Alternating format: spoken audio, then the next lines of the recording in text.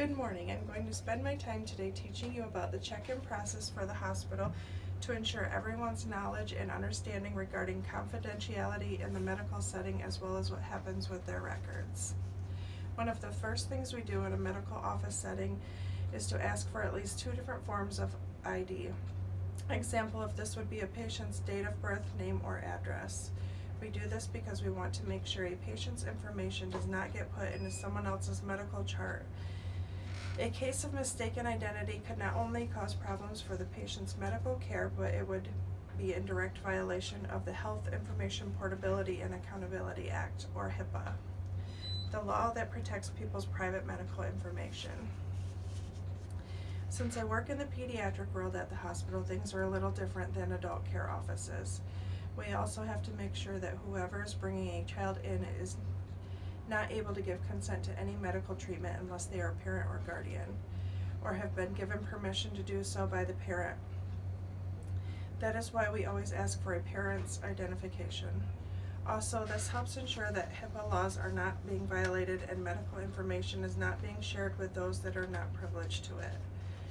From there, we proceed to having them sign a financial policy. In simple terms, the parent is saying that they are allowing us to bill insurance they have and know that anything that is not covered under their insurance policy is their responsibility.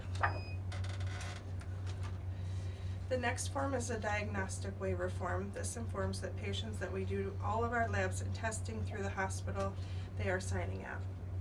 For instance, if you are at Bronson in HIPAA or just insurance, the insurance company is not always willing to pay a portion. They would like to keep your services at their hospital where their reimbursement will be the highest. It is important to make sure the patient understands so they have no surprises if a bill comes in the mail. The next one is an authorization to share form.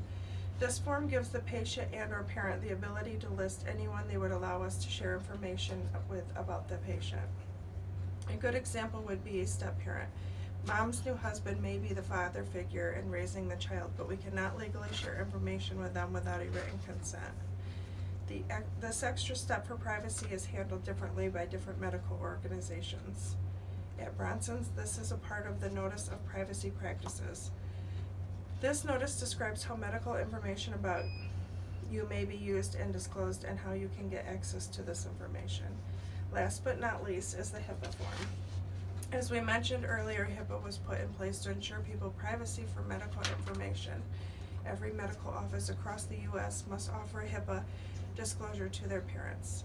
These 6 steps are easy ways that every medical facility can make sure the patients and their information are protected.